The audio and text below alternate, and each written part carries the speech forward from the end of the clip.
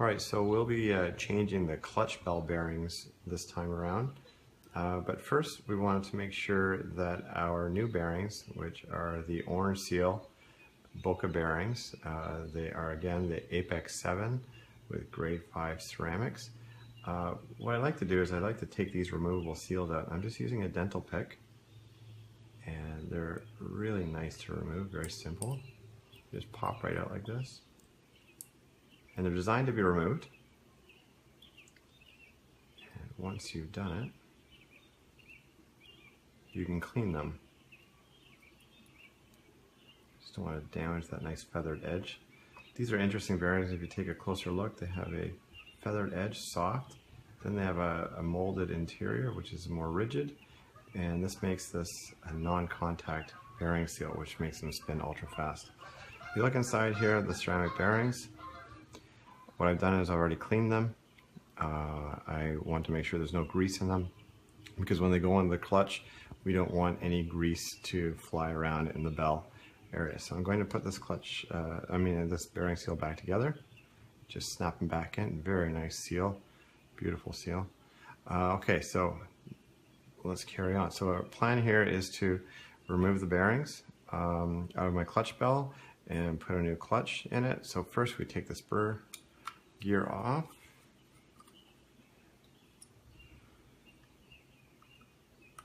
You'll notice this engine was set up for a different spur gear, that's why it's not meshing right now.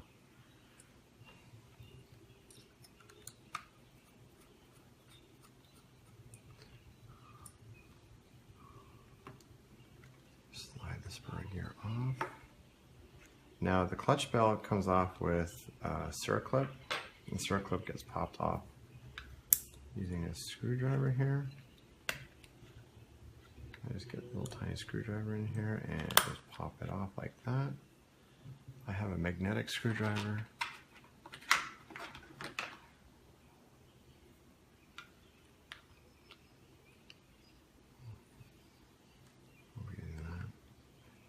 So out comes the clutch bell. The old bearings get removed. Old bearing gets removed. Then the clutch shoes come off.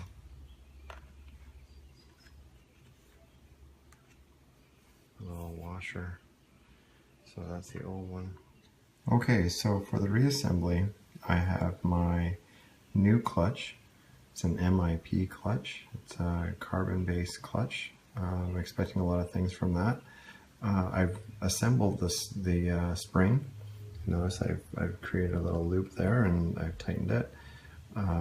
Now I'm going to put the shoe on individually. I've already done that one already here. I don't know if you can see it, but if you look at the shoe here already, I already assembled one on. There's a little spacer here to keep the clutch centered under my clutch bell.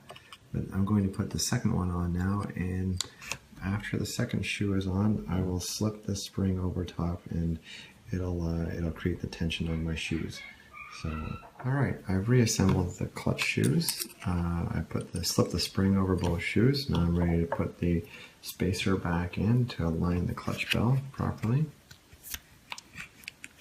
So it's a little 0.5 millimeter spacer, fiber spacer. I will now place the new Boca bearings in my clutch belt, which is over here, and slip that on shaft.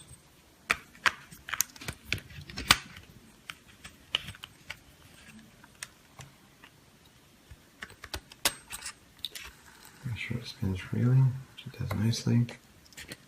Second one, and I will now assemble the circlip, and we're ready to run with a new clutch and new bearings.